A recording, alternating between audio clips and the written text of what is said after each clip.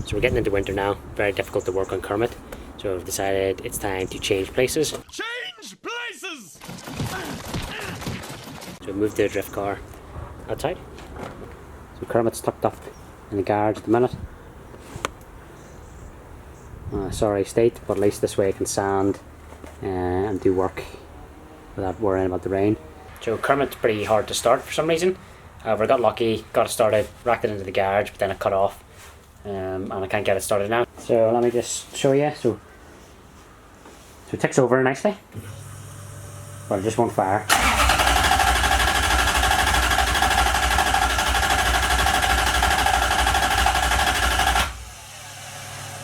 As you can see, doesn't like starting. Johnny seems to think it's something to do with the cold start, because when we first brought the car back and the weather was warm, it was starting up no problem. So I was trawling through the internet there about the 1UZ. So I actually came across quite a lot of things, and one thing that kept on coming up time and time again was the coolant temperature sensor. You can test the resistance to see if it's faulty or not, but I think they're pretty cheap, so it's worthwhile just getting a new one. So I'll order one of those online. The common symptoms if this sensor is gone is per idle, which it did have whenever it started. I think like a hunting type idle, and difficulty starting when it's cold. So we definitely realised whenever the car was cold it wouldn't start, but on a warm day or a really sunny day it would be much easier to start. So to get at the coolant temperature sensor, you just need to remove some trim ignition leads slightly out of the way. So there's actually 3 temperature sensors here, but this one here is the one we're interested in. That's the coolant temperature sensor. That one I think is just for the gauges, and the third one down there, I can't actually remember what that one is, but this is the one we need to change. So I couldn't actually fit the spanner in there, but turns out you can just get a deep 19mm socket and it'll go around the sensor, so you probably don't need to actually move any of that stuff. There you go, that is the sensor. So there is actually a diagnostics port on this engine, which is quite cool. So I think this is OBD1, so I've got an OBD1 to OBD2 converter, which I should be able to hook up to the laptop and check fault codes and whatnot. On closer inspection, the previous owner has filled that up. I'm hoping that's some form of electric grease and not dirt.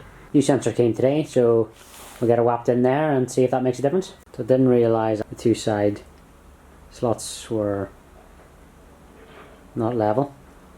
I bought one, the 2 slots are level. So what I'm going to do is just sand that side off. So just sanded that side flat. Those 4 should hold it. Also have a helper today.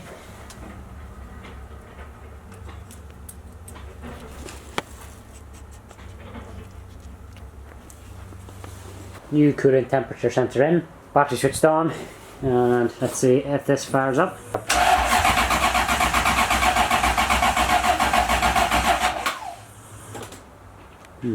So that didn't seem to work. Don't know if that's because that's not the problem, or because that coolant temperature sensor isn't the right one.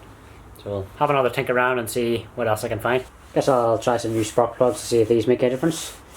Old spark plug, new spark plug. Yeah, might make a difference. The new spark plugs are in. Let's fire it up and see what happens.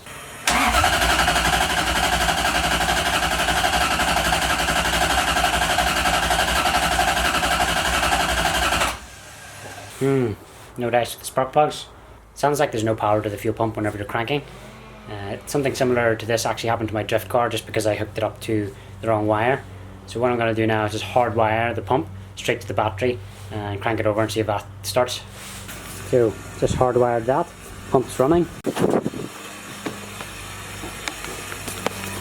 Right, there was nothing.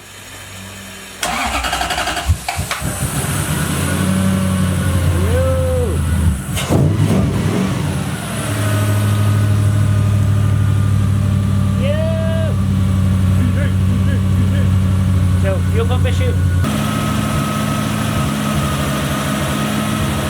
There we go. V8 is sorted. Actually starts up real nicely now. So this is the same thing that happened to my drift car. As you're actually cranking over, the power to the fuel pump cuts itself out.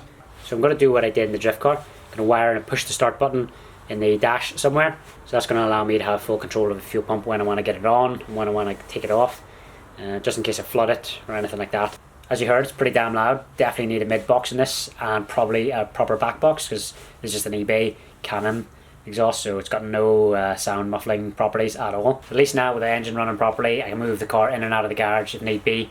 That's going to help trying to get the garage ready for painting. Also, whenever I paint this part of the car, then I need to move this all out to paint the fenders, the hood and everything else inside here. So we're actually getting quite close to... Oh, come on, trying to vlog me. Trying to vlog. So as I was saying before, I was rudely interrupted there. Almost getting ready for painting the car. A few more bits and pieces to be done to the body kit and fitment dents and things like that. So if you're interested at all, we're going to shoot how to paint a car gypsy spec in a driveway / small garage. So if you're interested, click the like button, hit subscribe, follow the build.